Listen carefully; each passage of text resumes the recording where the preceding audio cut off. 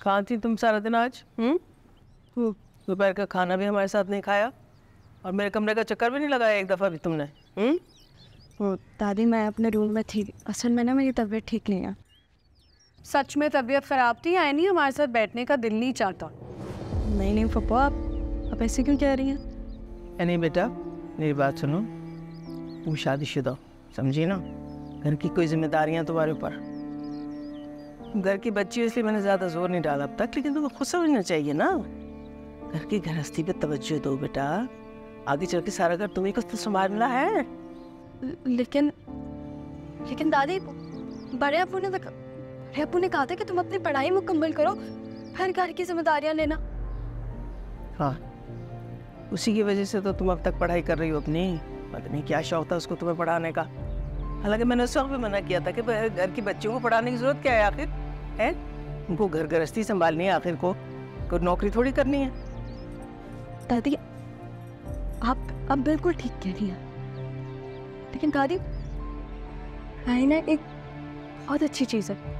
पढ़ाई इंसान में शऊर लेकर आती है और पढ़ाई के साथ साथ घर संभाला जा सकता है और कुछ और भी किया जा सकता है। जैसे कुछ और का क्या मतलब है तुम्हारा? क्या तुम नौकरी करोगी? नहीं, वो मतलब नहीं था मेरा। अब कुछ भी मतलब हो तुम्हारा है नहीं। हमें नहीं अपने घर की बच्चियों से काम कराने। अल्लाह बख्शे हमारे अब्बा जान क्या कहा करते थे अम्मा, याद है आपको?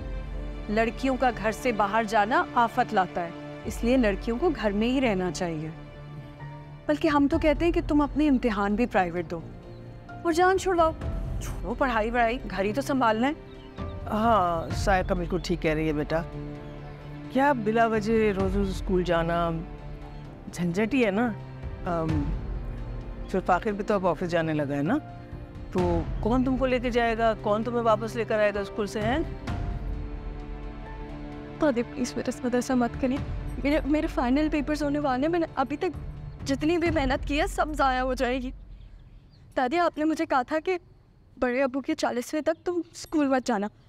मैं नहीं जाऊंगी स्कूल, बल्कि मैं घर से बाहर जाने का नाम भी नहीं लूँगी। लेकिन दादी मेरी पढ़ाई मुझसे मत छुड़वाए।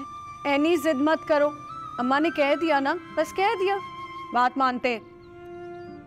दादी क्या आप बड़े अब्बू की ख्वाहिश पूरे होते हुए नहीं देखेंगी?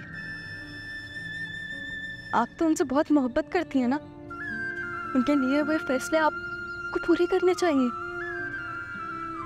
इससे आपके दिल को भी सुकून आएगा और मेरी पढ़ाई भी मुकम्मल हो जाएगी। दादी पढ़ाई के बाद आप मुझे जो कहेंगी ना मैं करूँगी, घर संभालूंगी, किचन को संभालूंगी, जिम्मेदारियाँ ले लूँगी। लेकिन दादी मेरी पढ़ाई मुझसे ना छुड़वाएं। बड़े अब्बू की खातिर आप उनके लिए ये नहीं करेंगी। जाओ जाओ तो कमरे पे जाओ। ये क्या किया आपने? बात मान ली उसकी? नहीं सायका, मैंने उसकी बात नहीं मानी, लेकिन फिर ज़हीर की यही ख्वाहिश थी ना, मैं उसकी ख्वाहिश कैसे पूरी नहीं करूँगी। अल्लाह ताला उसको करवट करवट जन्नत नसीब करे। आमीन।